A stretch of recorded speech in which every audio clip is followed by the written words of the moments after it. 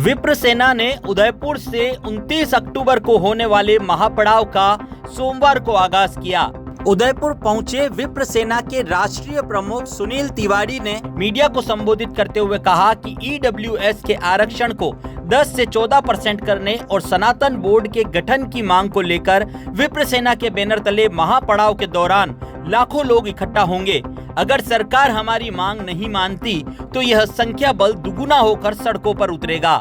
उन्होंने कहा कि आगामी विधानसभा चुनाव से पहले जिस तरह राजनीतिक पार्टियों ने सनातन धर्म पर प्रहार करना शुरू कर दिया है और सनातन धर्म को चुनावी मुद्दा बनाकर मैदान में उतर रही है, उसको लेकर विप्र सेना के सभी पदाधिकारियों में आक्रोश है।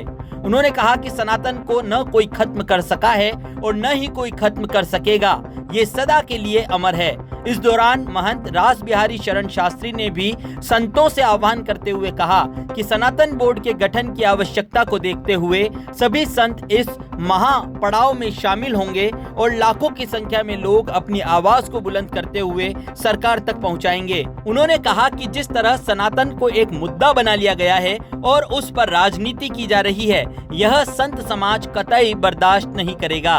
29 अक्टूबर को उदयपुर की धरा पे ईडब्ल्यूएस आरक्षण जो 10% है उसको 14% करने की मांग है और उसकी विसंगतियों को दूर करने की मांग है। पहली मांग तो हमारी ये है। दूसरी, सनातन बोर्ड का गठन हो, क्योंकि जिस तरीके से सनातन पे आए दिन हमले हो रहे हैं, उन हमलों को देखते हुए और पिछले 15 दिन 20 दिन में जिस तरीके का बयान तमिलनाडु से आया या उनके मंत्रियों द्वारा आया और जो सनातन का प्रचार प्रसार पूरे विश्व में हो रहा है, उसके लिए एक बोर्ड की आवश्यकता है।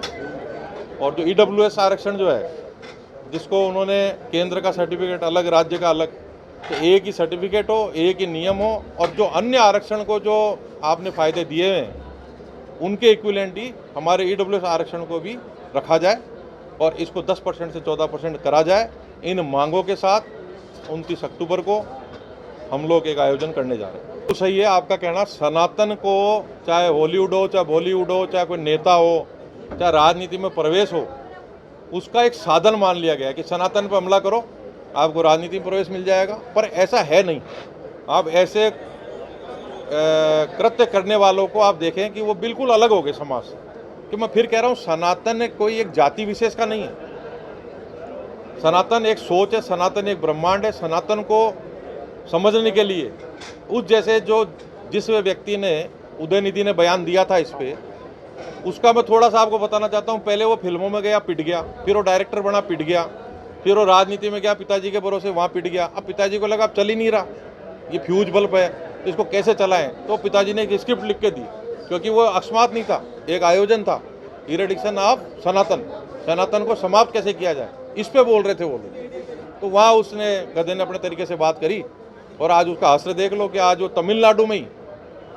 तमिलनाडु में उसका इतना विरोध है कि शायद वो दोबारा अगर चुनाव में जाएंगे तो उस अकेले की वजह से उसकी पार्टी साफ हो जाएगी। उनको लेकर 29 अक्टूबर को विप्र सेना के द्वारा एक बहुत बड़ा आयोजन किया जा रहा है, जिसका नाम रखा है इन्होंने महापड़ाव। तो निवेदन ये रहेगा कि पूरे भारत से जितने भी ब्राह्मण हैं सभी इस कार्यक्रम में पधारें और जितनी अधिक संख्या होगी, मुझे लगता है कि इस कार्यक्रम का प्रभाव पड़ेगा वो अच्छा रहेगा। मैं तो करूँगा ही करूँगा, लेकिन जैसे विप्र सेना है तो ये भी पूरा प्रयास करेगी कि अधिक से अधिक संतों की संख्या उस कार्यक्रम में रहे।